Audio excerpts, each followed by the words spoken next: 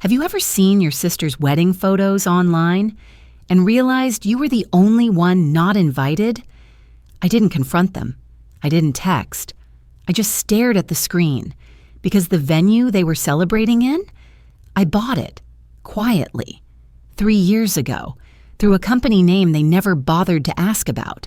I used to be the one cropped out of family pictures. Now I'm the name on the deed.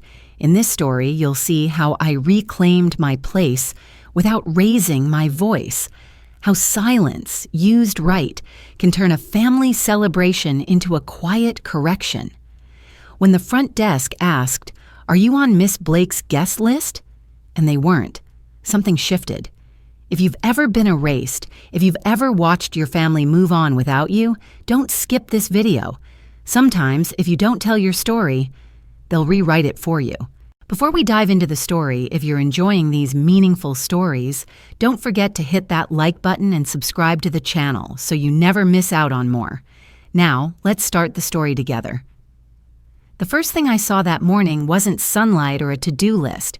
It was Lauren's face, smiling back at me from someone's reposted bridal brunch photo.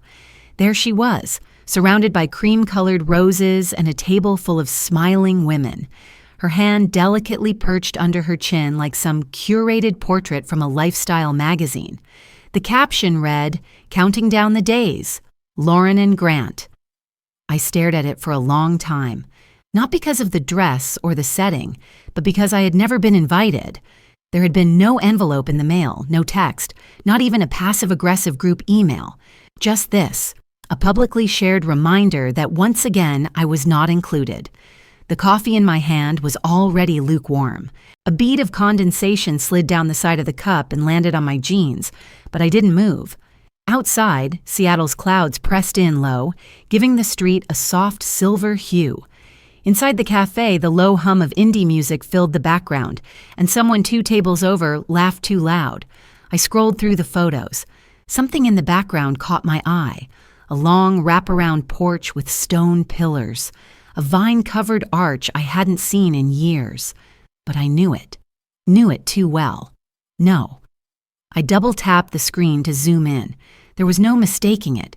They were hosting Lauren's wedding brunch at the estate in Napa, the one I bought under my LLC back in 2021, after a quiet windfall from a consulting deal.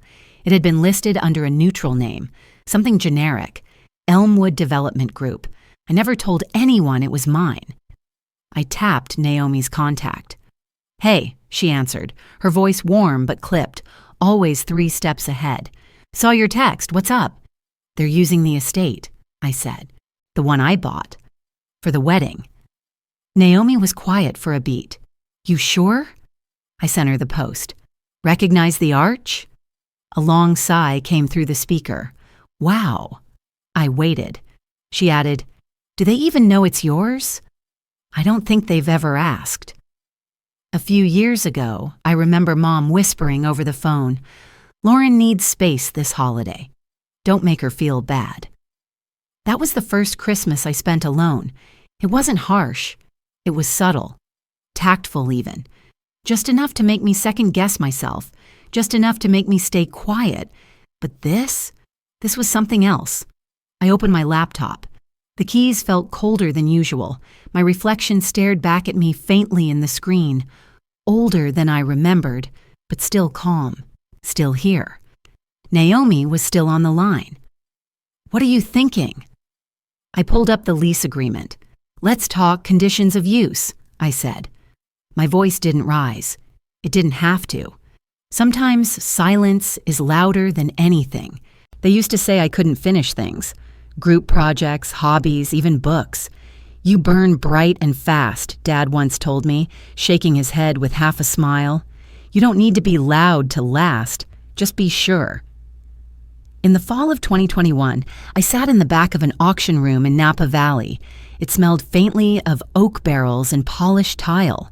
The windows caught the gold of the setting sun, throwing long shadows across the floor. Around me, couples murmured, flutes of rosé in their hands, waiting for the real action to begin. I didn't raise a paddle.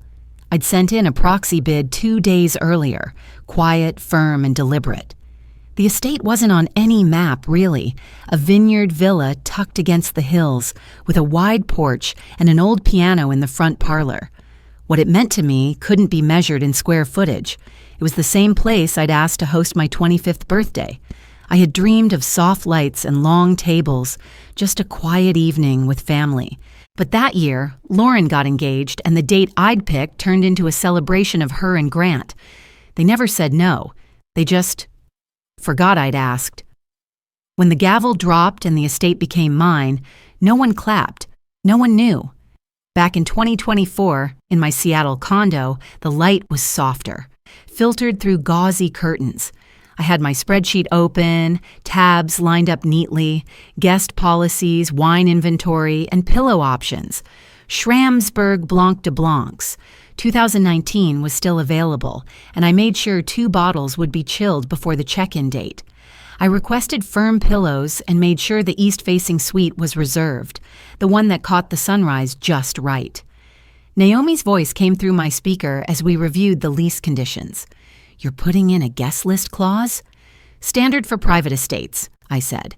"They can't claim it's public access if it's on my land." She chuckled. "You really don't miss details, huh?" "I've learned not to," I said.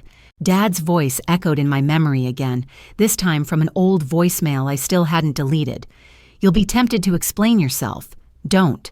Just do what you came to do."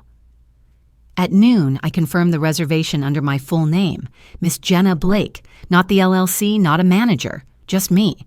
If they looked closely, they'd see it. If not, the story would unfold all the same. Naomi was quiet for a beat, then half laughed.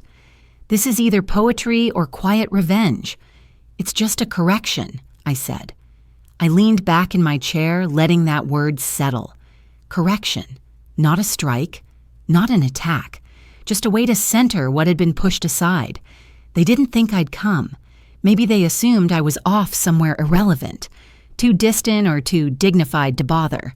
But I never needed their invitation. I had the deed. The air in Napa was crisp when I arrived. Early morning, 2 days before the wedding. A light fog still clung to the vineyard rows, making the hills look like soft brushstrokes. The estate stood as it had 3 years ago, calm and elegant, though now dotted with activity. White vans lined the side driveway, staff unloading crates of glassware and flower buckets. Hydrangeas. I always liked peonies better, but Lauren preferred the structured bloom of something photogenic. The front desk staff greeted me as I stepped into the foyer. "Miss Blake," the receptionist said, standing a little straighter, "welcome. We've prepared your suite as requested." I nodded, offering a brief smile. "Thank you. Can you also make sure the blinds face eastward in the mornings? I prefer soft light." "Of course," she replied, making a note. "No questions, no confusion, just respect." I passed through the corridor slowly, the smell of lemon polish and fresh linen brushing against old memories. I remembered this hallway from years ago, back when I wandered through it at someone else's party, wishing I could carve a corner of belonging. Now every inch was mine. Inside my suite, Naomi had already texted. "Naomi. Confirmed. Guest registry only shows one name, yours. No public access allowed during event setup unless you permit it. Me." Perfect. Let's keep it that way. I set my bag down and walked to the window. Outside, I could see the staff rehearsing where to place the champagne tower. 3 tiers, perfectly symmetrical. The kind of thing that looked spontaneous in photos but took hours to choreograph. White chairs were lined up in a crescent formation on the lawn. A string quartet rehearsed in the distance, soft plucks echoing between hedges. I didn't interrupt anyone. Didn't ask to oversee the floral arrangements or the catering. I didn't need to. They were operating under my roof, my power, and they didn't even know it yet. On the writing desk, I pulled out the small stationery set I always traveled with and wrote in careful cursive, "Please set blinds eastward. Morning light only." I left the note near the espresso machine, the ink barely dry. It wasn't about blinds. It was a ritual, a signal, a message to myself that I was in control of what came in and what stayed out. I wandered the grounds briefly, nodding politely to the estate manager, who was busy reviewing floral invoices and didn't recognize me. The air smelled like anticipation and orange blossom. I passed under an arch where someone had begun stringing fairy lights. I didn't stop them. It was never the decorations I had a problem with. It was the story being built inside them and who they thought deserved to be in it. Later, I sat by the window with a cup of chamomile, watching a sleek black SUV pull into the circular drive. Lauren stepped out. Even from this distance, I could see her posture. Poised, camera ready, phone in hand. She looked up toward the house for just a second. My curtain didn't move. Neither did I. Downstairs, I heard the door open, then quiet conversation. The front desk clerk's voice rose, polite but puzzled. "I'm sorry. Are you with Miss Blake's party?" I didn't need to hear the reply. The shift had already begun. The front desk clerk looked up, eyebrows pinched in the middle. She glanced at the screen again, then back at the group standing before her. Lauren in a white linen sundress and tan wedges, her fiancé Grant with his hands shoved into his pockets, and Evelyn composed in a pale blue cardigan that matched the early evening light. "I'm sorry," the clerk said, gently but firmly. "There's no reservation under your names." A pause. Not confusion, not yet, just polite disbelief. Lauren leaned in. "It should be under Blake for the wedding. This weekend." The clerk shook her head slightly. "No listing under Blake. The estate is currently reserved under a single guest name." I stepped into the lobby from the west hallway where I'd been reading near the piano. I didn't make an entrance. I just walked in, calm even. The sunlight cut long amber lines across the floor, and the scent of lavender from the foyer arrangement drifted up to meet me. "Miss Jenna Blake," I said softly, handing the clerk my ID. "I'm the property owner." Silence rolled across the room like a velvet sheet. Lauren turned slowly, her mouth parting just a bit before she closed it again. Her eyes scanned me from head to toe, not because I looked different, but because I looked expected, like I had been standing there all along, only no one had thought to see me. Evelyn's voice was the first to break. "This must be a mistake," she said, stepping forward with that familiar tone of smooth crisis management.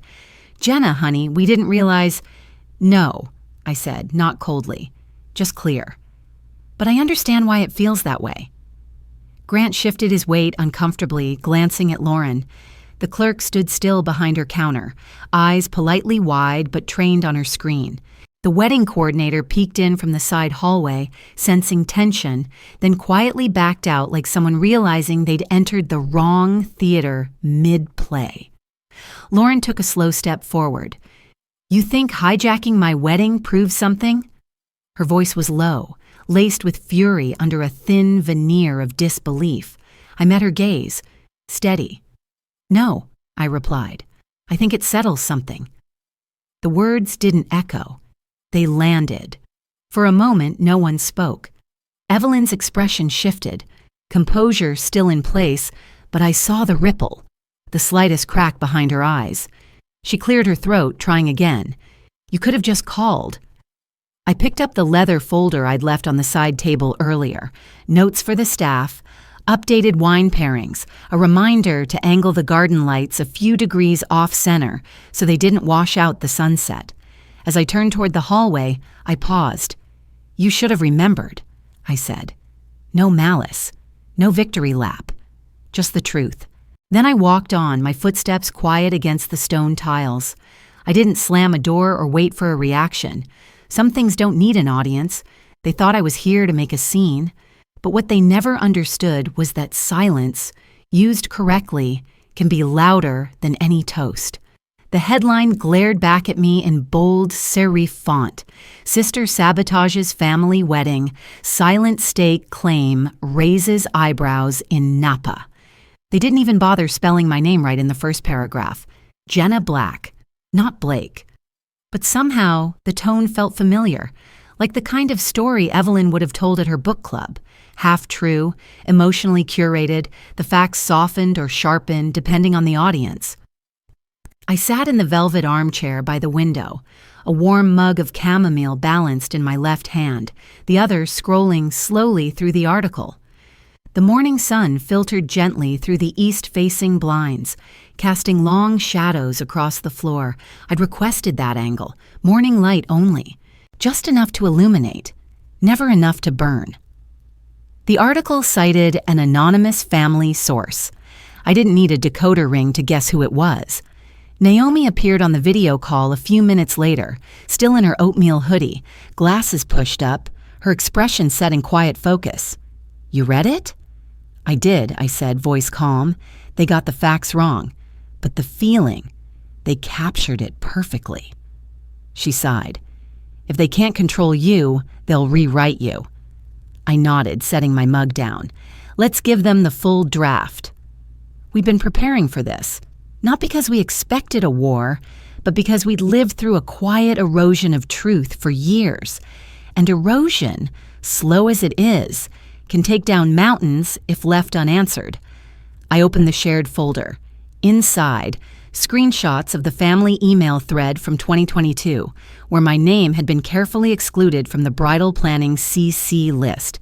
A voice note from Evelyn, time-stamped, saying, "She doesn't belong here anymore, and it's better if she just understands that." A short video clip. Me, 1 year ago, offering gently to contribute toward the rehearsal dinner.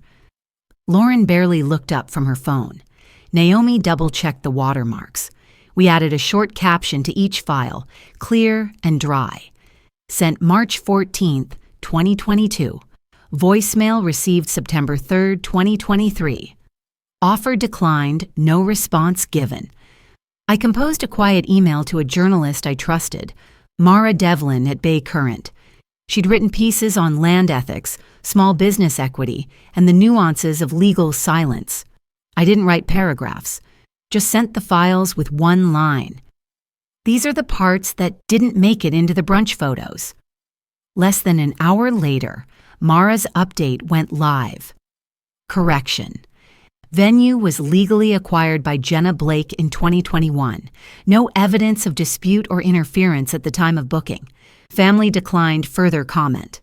There was no apology, of course, no retraction, just a change in the weather. I leaned back into the armchair, letting the moment settle.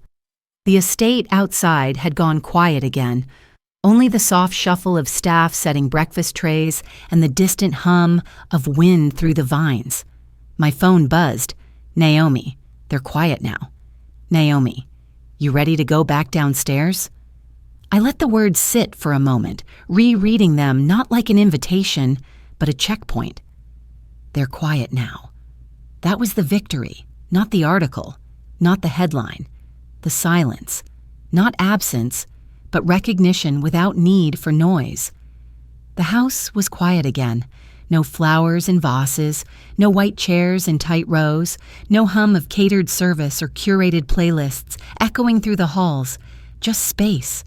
Afternoon sun brushing the wood floors, a breeze slipping in from the vineyard, carrying the scent of late grapes and something older, settled. I walked through the rooms barefoot. No one asked where I was going. No one looked past me. No one said, "We'll let you know." The kitchen still held the scent of frosting and citrus. A slice of lemon cake sat in the fridge, untouched. I left it there until Naomi wandered in, gave me a look, and cut it in half with a butter knife. We ate it standing up. No plates, just napkins and silence between us. "I thought it'd feel different," she said finally. "Me too." We washed windows after that. I don't know why. It wasn't necessary. Maybe it just felt good to see things clearly again. In the sitting room, I found an old photo tucked behind the bookshelf, a holiday picture from years ago. I remembered the original, remembered standing just to the left of Evelyn's shoulder.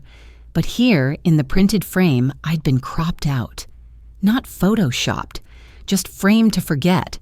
I printed the original, still had the file in my cloud drive.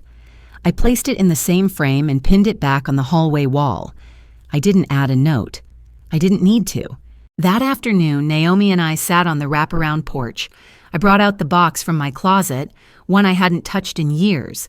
Inside, among some tangled string lights and a few yellowed recipe cards, was the wind chime I'd made with Dad.